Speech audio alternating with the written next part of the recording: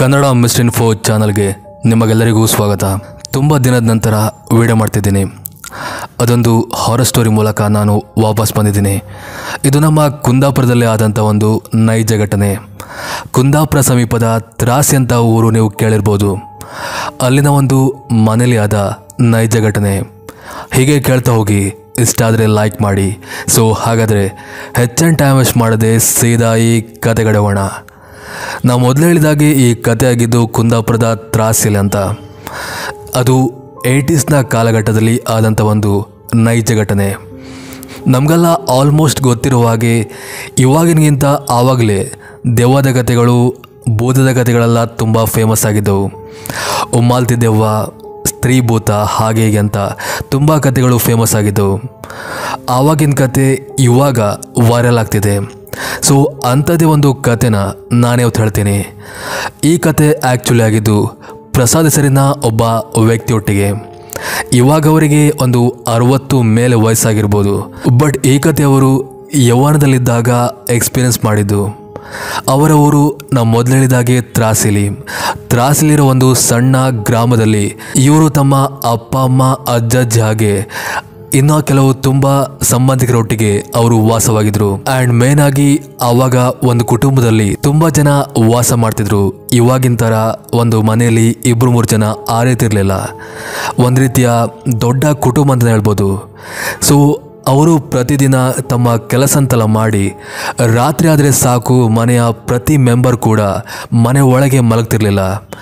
ಮನೆ ಹೊರಗೆ ಒಂದು ವರಾಂಡದಲ್ಲಿ ಚಾಪೆ ಹಾಸ್ಕೊಂಡು ಎಲ್ಲರೂ ಸುತ್ತಮುತ್ತ ಕೂತು ಊಟ ಮಾಡಿ ನಂತರ ಅಜ್ಜಿ ಹೇಳ್ತಿರೋ ಒಂದು ಕಥೆನ ಕೇಳಿ ಪ್ರಸಾದಾಗಿ ಅವನ ಎಲ್ಲ ಮನೆಯವರು ಕೂಡ ಮಲಗ್ತಿದ್ರು.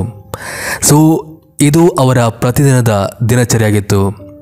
ಹೀಗೆಲ್ಲ ಕರೆಕ್ಟಾಗಿ ಹೋಗ್ತಿತ್ತು. ಬಟ್ ಒನ್ ಟೈಮಲ್ಲಿ ಏನಾಗುತ್ತೆ, ಕುಂದಾಪುರದ ಆಸುಪಾಸಲ್ಲಿ ಅಂದರೆ ಕುಂದಾಪುರ, ಬ್ರಹ್ಮರಾಗೆ, ಉಡುಪಿ ಇಲ್ಲಿನ ಆಸುಪಾಸಲ್ಲಿ ಕಳ್ಳರ ಹಾವಳಿ ತುಂಬಾ ಜಾಸ್ತಿ ಆಗಿತ್ತು.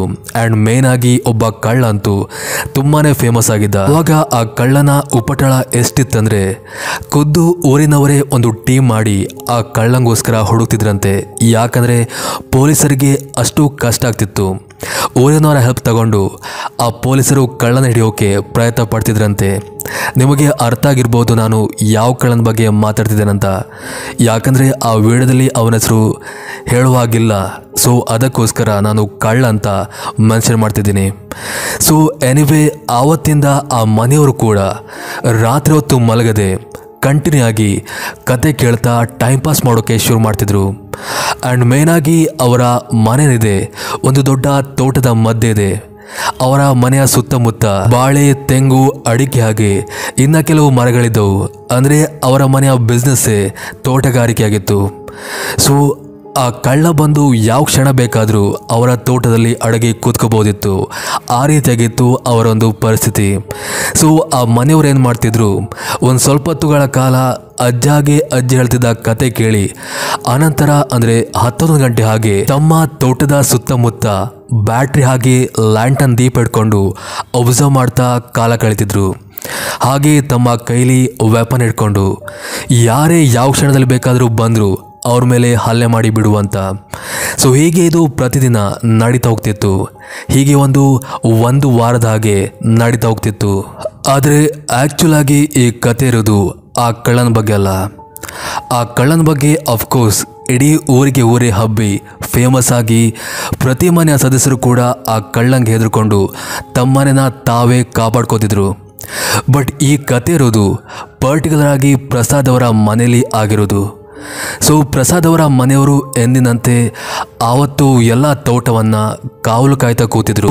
ಕಾವಲು ಕಾಯೋ ಮುಂಚೆ ಅಂದರೆ ಆ ಕಳ್ಳನ ವಿಷಯ ಬರೋ ಮುಂಚೆ ಅವನ ಅಜ್ಜಿ ಅವನ ಎಲ್ಲ ಮನೆಯವರು ಕೂಡ ಒಂದು ವಿಷಯನ ವಾರ್ನ್ ಮಾಡಿದರು. ಅದೇನಪ್ಪ ಅಂದರೆ ಅವರ ಮನೆಯ ಹಿಂಬದಿ ತೋಟದಲ್ಲಿ ಇರುವಂಥ ಒಂದು ಬಾವಿ ಬಗ್ಗೆ ಯಾವುದೇ ಕಾರಣಕ್ಕೂ ಯಾರು ಕೂಡ ಆ ಬಾವಿ ಹತ್ತಿರ ಹೋಗಬಾರ್ದಂತ. ಪ್ರಸಾದ್ ಆಗಿ ಉಳಿದವರು ಒಂದು ಕಾತುರತೆಯಿಂದ ಯಾಕೆ ಅಂತ ಕೇಳ್ತಾರೆ. ಅದಕ್ಕೆ ಅಜ್ಜಿ ಹೇಳ್ತಾರೆ, ಸುಮಾರು ವರ್ಷಗಳ ಹಿಂದೆ ನಮ್ಮ ಮನೆಯ ಒಬ್ಬ ಸದಸ್ಯ ಅಂದರೆ ನಮ್ಮ ಮನೇಲಿ ಕೆಲಸ ಮಾಡ್ತಿದ್ದ ಒಬ್ಬ ಆಳು ಆ ಬಾವಿಗೆ ಬಿದ್ದು ಹಾರಿ ಆತ್ಮಹತ್ಯೆ ಮಾಡ್ಕೊಂಡಿದ್ದ. ಅವನು ಆತ್ಮಹತ್ಯೆ ಮಾಡ್ಕೊಂಡ ನಂತರ ನನಗೆ ಹಾಗೆ ಈ ಮನೆಯವರಿಗೆ ತುಂಬ ಸಲ ಅಲ್ಲಿ ಅವನ ಆತ್ಮ ಕಾಣಿಸಿಕೊಂಡಿತ್ತು. ಸೊ ಯಾವುದೇ ಕಾರಣಕ್ಕೂ ಆ ಒಂದು ಪ್ಲೇಸ್ ಹತ್ರ ಹೋಗಬಾರ್ದಂತ ಅವರು ಆ ಮನೆಯವರಿಗೆ ವಾರ್ನ್ ಮಾಡಿದರು. ಬಟ್ ಪ್ರಸಾದ್ ಆಗಿ ಅವನ ಕಸಿನ್ಗಳಿಗೆ ತುಂಬ ಕಾತುರತೆ ಇತ್ತು. ಅಂಥದ್ದು ಆ ಬಾವಿ ಹತ್ರ ಏನಿದೆ ಅಂತ ನೀವು ಅಂದ್ಕೋತಿರ್ಬೋದು. ಅಜ್ಜ ಹಾಗೆ ಅಜ್ಜಿ ಇಷ್ಟು ವರ್ಷದಲ್ಲಿ ಆ ಒಂದು ಬಾವಿ ಕತೆ ಬಗ್ಗೆ ಹೇಳಲಿಲ್ವಾ, ಅಥವಾ ಆ ಮನೆಯವರು ಯಾರು ಕೂಡ ಆ ಬಾವಿ ಹತ್ರ ಹೋಗಲಿಲ್ವಾ ಅಂತ. ಎಸ್ ಅಫ್ಕೋರ್ಸ್, ಅಜ್ಜ ಹಾಗೆ ಅಜ್ಜಿ ಯಾವತ್ತಿಂದನೂ ಆ ಬಾವಿ ಹತ್ರ ಹೋಗ್ಬೇಡಿ ಅಂತ ಬಡ್ಕೋತಿದ್ರು. ಆದರೆ ಯಾಕಂತ ಮಾತ್ರ ಅವರಿಗೆ ಹೇಳಿರಲಿಲ್ಲ. ಬಟ್ ಇವಾಗ ಕಳ್ಳನ ಕತೆ ಶುರುವಾಗಿದೆ. ಸೊ ಬಾವಿ ಹತ್ರ ಹೋಗು ಪ್ರಮೇಯ ಬಂದೇ ಬರುತ್ತೆ ಅಂತ ಎಲ್ಲರಿಗೂ ಗೊತ್ತಿತ್ತು. ಅದಕ್ಕೋಸ್ಕರ ಅಜ್ಜ ಆ ಕತೆನ ಹೇಳಿ ಎಲ್ಲರಿಗೂ ಭಯಪಡಿಸಿದ್ರು. ಬಟ್ ಪ್ರಸಾದ್ ಆಗಿ ಅವನ ಕಸಿನ್ ಏನಿದ್ದಾರೆ ಅವರೆಲ್ಲ ಬಿಸಿ ರಕ್ತದವರು, ಇನ್ನು ಹುಡುಗಾಟಿಗೆ ಅಷ್ಟೇ. ಅವರಿಗೆ ಆ ದೇವದ್ಭೂತದ ಮೇಲೆ ನಂಬಿಕೆ ಇದ್ದಿರೋದಿಲ್ಲ. ಸೊ ಆ ಒಂದು ರಾತ್ರಿ ಏನು ಮಾಡ್ತಾರೆ, ಇವರು ಅಜ್ಜ ಹಾಗೆ ಅಜ್ಜಿ ಹತ್ತಿರ ನಾವಿಲ್ಲೇ ಹೊರಗಡೆ ಹೋಗಿ ಬರ್ತೀವಂತ ಸುಳ್ಳು ಹೇಳಿ ಮನೆಯವರಿಂದ ದೂರ ಬಂದು ಆ ತೋಟದ ಹಿಂದಿರೋ ಆ ಬಾವಿ ಹತ್ತಿರ ಯಾರಿಗೂ ಗೊತ್ತೇ ಆಗದಿರೋ ಹಾಗೆ ಆ ಬಾವಿ ಹತ್ತಿರ ನಡೀತಾ ಹೋಗ್ತಾರೆ. ಸುತ್ತಮುತ್ತಲಿನ ಕತ್ತಲು ಅವರಿಗೆ ಭಯಪಡಿಸಿದಂತೂ ಸುಳ್ಳಲ್ಲ. ಬಟ್ ಅವರ ಕೈಲಿದ್ದ ಲ್ಯಾಂಟನ್ ದೀಪ ಅವರಿಗೆ ಧೈರ್ಯ ಹೇಳ್ತಿತ್ತು, ಏನಾಗಲ್ಲ ಹೋಗಿ ಅಂತ. ಸೊ ಇವರುಗಳು ಕೂಡ ಯಾವುದೇ ಬಯಲದೆ ಬಾವಿ ಹತ್ತಿರ ಹೋಗ್ತಾರೆ. ಹಾಗೆ ಅಕ್ಕಪಕ್ಕ ನೋಟ ಬಿರ್ತಾರೆ. ಬಾವಿಲಿ ನೀರಿದೆ, ಬಟ್ ಅದರ ಅಕ್ಕಪಕ್ಕದ ಒಂದು ವಾತಾವರಣ ಹೇಗಿದೆ ಅದು ನಿಜವಾಗ್ಲೂ ಭಯಾನಕವಾಗಿತ್ತು. ಒಂದು ಹಾಂಟೆಡ್ ಹೌಸ್ ಯಾವ ಥರ ಇರುತ್ತೆ ನೋಡಿ, ಅದೇ ರೀತಿ ಆ ಒಂದು ಬಾವಿ ಕೂಡ ಇತ್ತು. ಆವಾಗ ಅವರಿಗೆ ಫಾರ್ ದ ಫಸ್ಟ್ ಟೈಮ್ ತಮ್ಮ ಲೈಫಲ್ಲಿ, ಅಂದರೆ ತಾವು ಇಲ್ಲಿವರೆಗೆ ಮನೇಲಿದ್ವಿ, ಬಟ್ ಇಲ್ಲಿವರೆಗೆ ಅವರು ಆ ರೀತಿಯ ಒಂದು ಎಕ್ಸ್ಪೀರಿಯನ್ಸ್ ಮಾಡಲಿಲ್ಲ. ಆ ಒಂದು ರೀತಿಯ ಶಬ್ದ ಅವರ ಕಿವಿಗೆ ಕೇಳುತ್ತೆ. ಅದು ಯಾರೊಬ್ಬ ಗಂಡಸು ಅಳ್ತಿರುವಂಥ ಶಬ್ದ, ಅದು ಬಾವಿ ಒಳಗಿಂದ.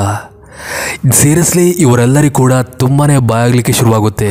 ಅಜ್ಜ ಹೇಳಿದ ಕತೆ ಪ್ರಕಾರ ಆ ಕೆಲಸದಾಳಿರ್ಬೇಕಾ, ಅವನ ಆತ್ಮನೇ ಈ ರೀತಿಯ ಶಬ್ದ ಮಾಡ್ತಿರ್ಬೋದಂತ ಎಲ್ಲರೂ ಕೂಡ ಭಯಭೀತರಾಗ್ತಾರೆ. ಪ್ರಸಾದ್ ಬಿಟ್ಟು ಎಲ್ಲರೂ ಕೂಡ ಹೆದರ್ಕೊಂಡು ಇಲ್ಲಿಂದ ಓಡಿ ಹೋಗುವಂತ ಅವರು ಮಾತಾಡೋಕೆ ಶುರು ಮಾಡ್ತಾರೆ. ಬಟ್ ಪ್ರಸಾದ್ ಮಾತ್ರ ಅವರು ಯಾರಿಗೂ ಕೂಡ ತಲೆ ಕೆಡಿಸ್ಕೊಳ್ಳದೆ ಆ ಬಾವಿ ಒಳಗೆ ಅಂಥದ್ದೇನಿದೆ ನೋಡೇ ಬಿಡುವಂತ ಅವನು ಆ ಬಾವಿ ಕೆಳಗೆ ನೋಟ ಬಿಡ್ತಾನೆ. ಬಟ್ ಶಾಕಿಂಗ್ಲಿ ಆ ಬಾವಿ ಕೆಳಗೆ ಒಂದೇ ಸಮನೆ ಕತ್ತಲಿದ್ದೆ ಹೊರತು ಯಾರು ಕೂಡ ಅವನಿಗೆ ತೋರಿ ಬರೋದಿಲ್ಲ. ಸೊ ಕತ್ತಲಿದೆ, ಲ್ಯಾಂಟನ್ ದೀಪ ಕೊಡಿ ಅಂತ ಕಸಿನ್ ಹತ್ರ ತಗೊಂಡು ಆ ಬಾವಿ ಕಡೆ ಆ ಲ್ಯಾಂಟನ್ ದೀಪನ ಬಿರ್ತಾನೆ. ಆ ಒಂದು ದೀಪದ ಸಂದಿಲಿ ಅವನಿಗೆ ಯಾರೊಬ್ಬ ಮನುಷ್ಯ ಹಾದು ಹೋದಾಗೆ ಭಾಸವಾಗುತ್ತೆ. ಅಂದರೆ ನೀರಿನ ಚಲಾವಣೆ ಆ ಬಾವಿ ಒಳಗೆ ಇತ್ತು. ಇಷ್ಟೊತ್ತುವರೆಗೆ ಕಾನ್ಸ್ಟೆಂಟ್ ಆಗಿದ್ದ ಆ ನೀರೇನಿದೆ, ಅವನು ಲ್ಯಾಂಟನ್ ದೀಪನ ಹಿಡಿದ ಕೂಡಲೇ ಅದು ಅಲುಗಾಡಕ್ಕೆ ಶುರುವಾಗಿತ್ತು. ಇವಾಗ ಅವನಿಗೆ ಒಂದು ರೀತಿಯ ಬಾಯಲಿಗೆ ಶುರುವಾಗುತ್ತೆ. ಕಸಿನ್ಗಳೆಲ್ಲ ಅವನಿಗೆ ಒತ್ತಾಯ ಮಾಡ್ತಿರ್ತಾರೆ ಓಡುವ ಅಂತ. ಬಟ್ ಇವನು ಮಾತ್ರ ನಿಂತಲೇ ನಿಂತಿದ್ದ.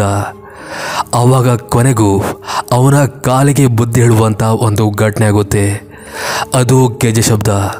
ಎಸ್, ಅವರಿದ್ದ ಬಾವಿ ಕಡೆ ದೂರದಿಂದ ಯಾರೋ ಗೆಜ್ಜೆ ಹಾಕೊಂಡು ಓಡಿ ಬರ್ತಿರುವ ಹಾಗೆ ಇವರಿಗೆ ಭಾಸವಾಗುತ್ತೆ. ಆ ಒಂದು ಗೆಜ್ಜೆ ಶಬ್ದ ಕೇಳಿ ಪ್ರಸಾದ್ಗೆ ಬಿಡಿ ಅಲ್ಲಿದ್ದ ಎಲ್ಲರಿಗೂ ಕೂಡ ಭಯ ಆಗುತ್ತೆ. ಹಾಗೆ ಅವರೆಲ್ಲರೂ ಕೂಡ ಅಲ್ಲಿಂದ ಮನೆ ಕಡೆ ಓಡಿ ಹೋಗ್ತಾರೆ. ಬಟ್ ಪ್ರಸಾದ್ ಮಾತ್ರ ಅಲ್ಲಿಂದ ಓಡಿ ಹೋಗ್ತಾನಾದರೂ ಮನೆ ಕಡೆ ಓಡದೆ ಅಲ್ಲೇ ಬಾವಿ ಪಕ್ಕ ಇರುವ ಒಂದು ಮರ ಕೂರ್ತಾನೆ. ಆ ಶಬ್ದ ಏನಿರ್ಬೋದು, ಯಾರು ಈ ಕಡೆ ಬರ್ತಿರ್ಬೋದು ನೋಡೇ ಬಿಡುವಂತ ಅವರು ಮರ ಹತ್ತಿ ಅವರ ಬರುವಿಕೆಗಾಗಿ ಕಾಯ್ತಾ ಕೂರ್ತಾನೆ. ಶಾಕಿಂಗ್ಲಿ ಕೊನೆಗೂ ಆ ಶಬ್ದ ಬಾವಿ ಹತ್ರ ಬರೋಕೆ ಶುರುವಾಗುತ್ತೆ.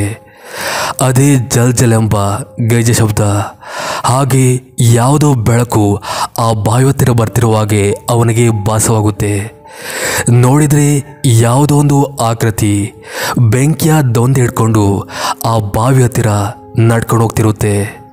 ಹಾಗೆ ಆಕೃತಿ ಒಂದು 5-6 ಸಲ ಆ ಬಾವಿ ಹತ್ತಿರ ಸುತ್ತಾಡಿ ಒಂದೇ ಸಮನೆ ಅಲ್ಲಿಂದ ಮಾಯವಾಗಿ ಬಿಡುತ್ತೆ.